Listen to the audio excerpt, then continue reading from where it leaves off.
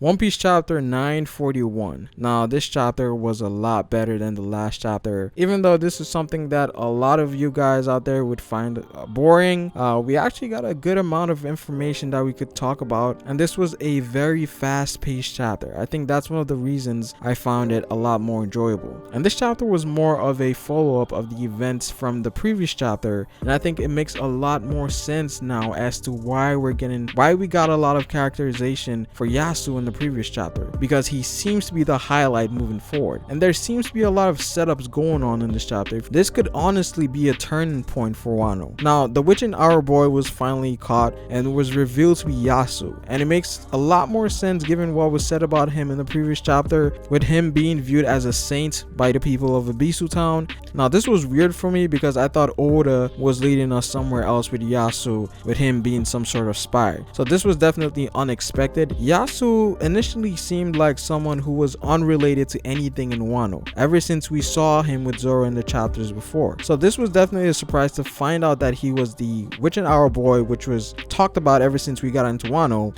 But not only that, but he's also someone who served as daimyo during Oden's time. So this guy has a good amount of importance. So again, we're going back to characters who have ties with Oden. And even when Orochi heard about him, he seemed shocked that he was still alive, which makes it seem like he was supposed to be killed off or something, or maybe Orochi had plans to kill him off. And even Yasu said he had one last thing to say to the Shogun. Now, someone pointed this out on Twitter, and this was a theory that was actually out there for a while, and that was that Yasu could be related to Orochi, given how similar they look. And if you put them side to side, they pretty much look the same. So there might be a lot more when it comes to how these two are connected. Perhaps both of them are actually siblings. Now, moving on to Luffy's side of things. Now, we didn't get any progression when it comes to Luffy's training or anything, but there's certain key elements that we can talk about here. The biggest one being that Luffy and Hyo ate all of Queen's Oshiriko. So this in of itself spells trouble, a lot of trouble. First and foremost, we know how much Queen loves Oshiriko,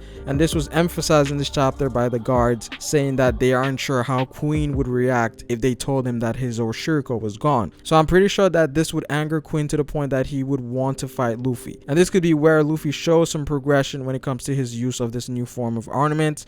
I've said this before, but given Rayleigh's quote about how Haki grows stronger in the extreme conditions of battle, this should give Luffy that extra boost he needs to attain it. Now, is he going to win against Queen? I'm not entirely sure, because we also have Big Mom who's on her way there. So maybe their battle gets interrupted by Big Mom, and Big Mom could be a key to breaking out everyone in the prison. I think this is something a lot of people aren't in favor of, because she's extremely overpowered, and her being an ally to the Straw Hats means they're going to be coasting a lot of people, including Calamities. Though I do want to see Queen's reaction once he sees Big Mom is in Wano. Obviously, this could spell chaos if he actually reports this to Kaido, because Kaido would probably come to deal with Big Mom, given that he's the only person that can. And I also wonder how Luffy is going to react to her being here as well. That's definitely going to be interesting. So I'm actually curious as to where this is going, because initially Oda wrote it in a way where the Oshiriko was going to play a huge part in